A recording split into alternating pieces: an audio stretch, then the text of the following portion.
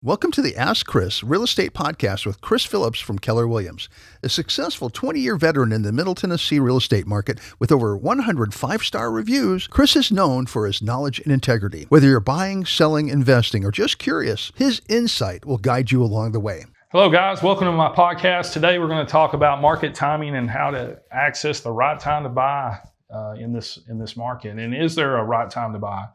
And quite frankly, the best time to buy is today, and the next best time to buy is tomorrow.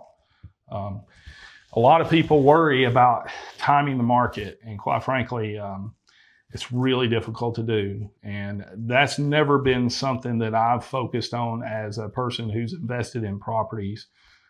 As they come about and I have the financial means, I buy a property to hold for a long term. So my goals are a little different than most people when it's trying to time the market, man. And I want to acquire as many properties as I can.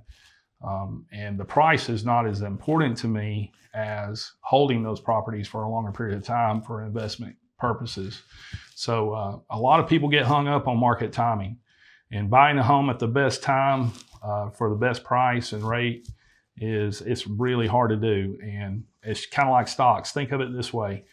If I buy an Apple stock at the top of the market, then as long as I sell it at the top of the market, I'm okay. But if I have that timing and I have to sell it when the market's down, I'm going to have to take that loss because of other reasons, whether it's financial or I'm moving or something like that.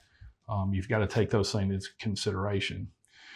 Trying to perfectly time the market often leads to missed opportunities, and that's why I want to emphasize, the best time to buy is right now. I can't tell you how many of my friends now look back at the 2020 era, and I'm gonna give you a personal example. I bought two townhomes, one in 2020 and one in 2021, and I had personal real estate friends who are investors who looked at me and said, "Chris, you're buying at the top of the market. You've heard the industry noise. You've heard that we're going to have a downturn in price. Why are you doing this?" And I'm like, because the terms are favorable for me. I'm getting a lower interest rate, and I need to buy now because I'm getting older, and I want to have these properties for my investments for when I retire. So those were the things that are important to me because I was looking 15 to 20 years out. Now those same real estate agents come back to me in 2024 and 2025. And they're like, "You look like a genius now, Chris." And I got lucky, quite frankly, and I'm blessed that I've been able to do that. But I would buy another property tomorrow and the market is real volatile right now, and prices are the highest they've ever been. That's not my concern and not my main focus.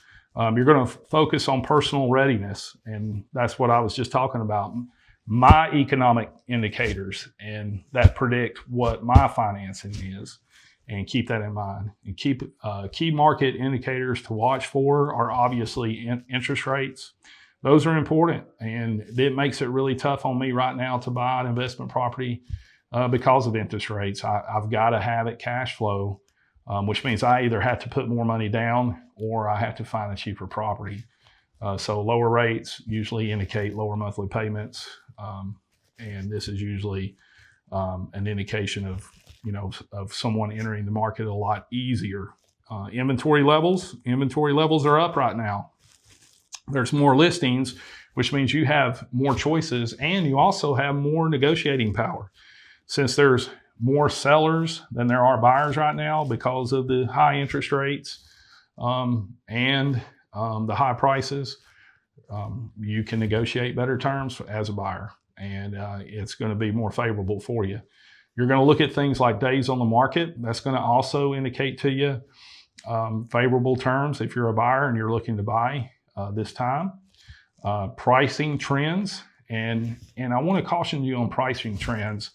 People tend to look at nationally on pricing trends, and I think that's a huge mistake. Now, that's an indication of how things may go as far as in your area, but I'm going to tell you, real estate is very microeconomic driven. And what I mean by that is It's even down to the subdivisions. There are certain subdivisions here in Middle Tennessee that are going to bring more dollars per square foot than other subdivisions.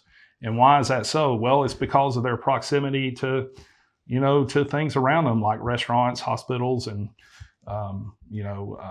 other places that people want to go, good schools or whatever, that buyer might deem necessary. So understand pricing trends sometimes are not an indicator nationally as much as they are on a micro level when you get to that subdivision. And so this is where you're going to get your real estate agent to go in and look and say, hey, this is a very popular subdivision.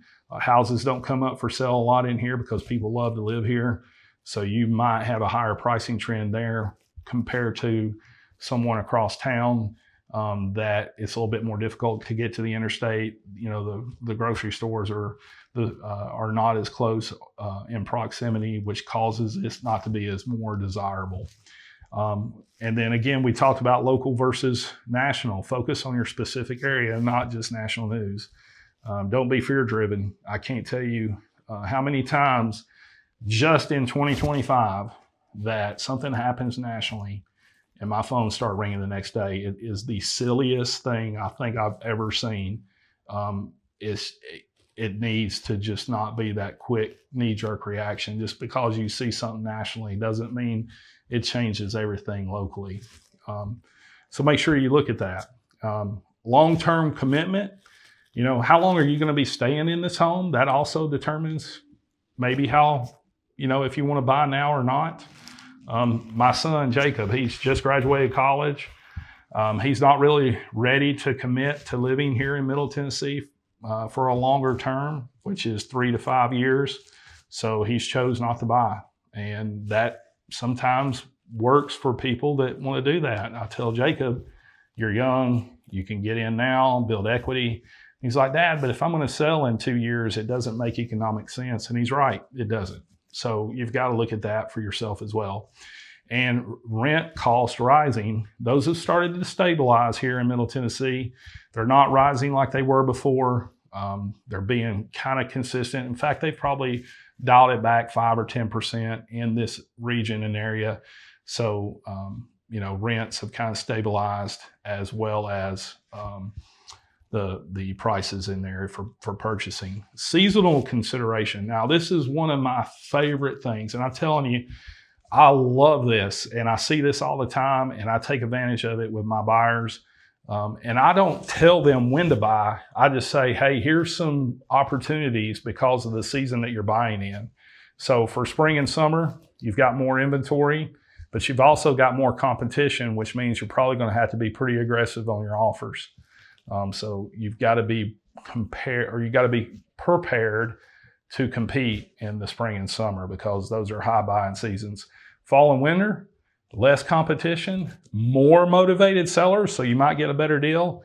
I'm going to give you a great example of this. Last year at the end of 2024, I had this client who had a new construction home and had been living in it for 5 years. And they said, Chris, we want to consolidate some of our debt. We just started a new business and we want to roll some of that into and get it paid off with selling our house. And we want to go buy another new construction home. And they had done this before.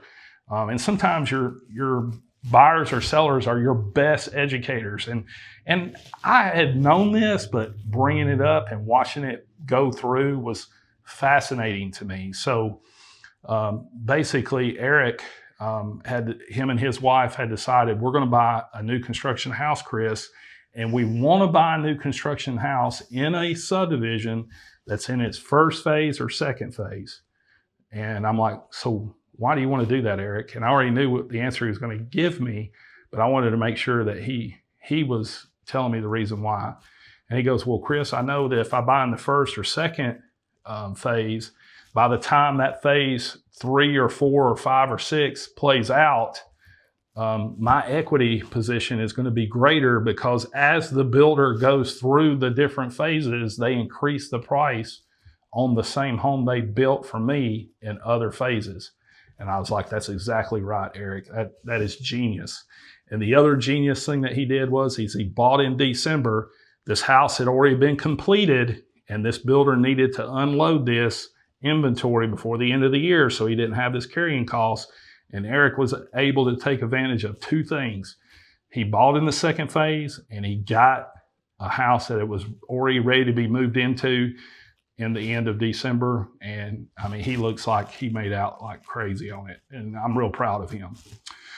Timing depends on your flexibility and local trends, expert insights and strategies. This is why working with a real estate agent and understanding the local market is real important, guys. And they need to understand the area they're working in. A lot of times I'll see agents kind of expand outside their working area because, obviously they're not as familiar with that area. That's a dangerous thing to do.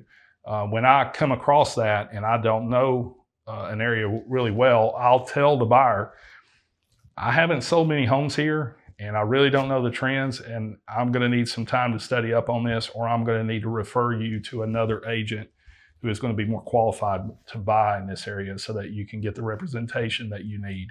And I'll refer that person out and just give them to an agent that sells in that area because I feel more comfortable doing that. And a great example of that is I referred 4 buyers to a friend of mine, Allison, down in Chattanooga last year, because I lived in Chattanooga all the way up until I was like 25. I know that area really well, but there's one thing about Chattanooga I don't know right now, and that's the trends in each of those subdivisions. And I trust Allison is going to take care of my buyers, and she did. She took great care of them, and she knew the area better. Even though I could have sold homes to them there, I didn't. I'll let her do that. And I just received a referral fee off of it. It was a win for everybody.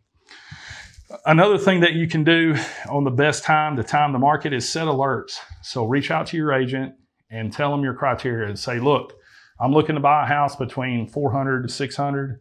I want a 5-bedroom, 2,500 square feet. They'll set you up on an automatic alert every time a house that fits that criteria is met. It will email to you immediately. If you want to see that property, you just text or call the agent and say, hey, I just got your email. I want to go see this property. That also helps do 2 things. And I do this with all my buyers. And I tell them, I'm like, look, I'm going to set you up on alerts. Now, the alert is not for you to buy now because I know you're going to be buying in 3 months and we're not ready to pull the trigger. But I need you to be educated. So I want you to look at these alerts so you can see what you're going to get for the bang for your buck. And what do I mean by that? Like how much square footage you can get for a $600,000 house. How big's the lot going to be? What kind of amenities are on the inside? Do I get a chef kitchen? Do I get hardwood floors? Do I get carpet? Those things are the things I want you to educate with these alerts. And that's why they're so important.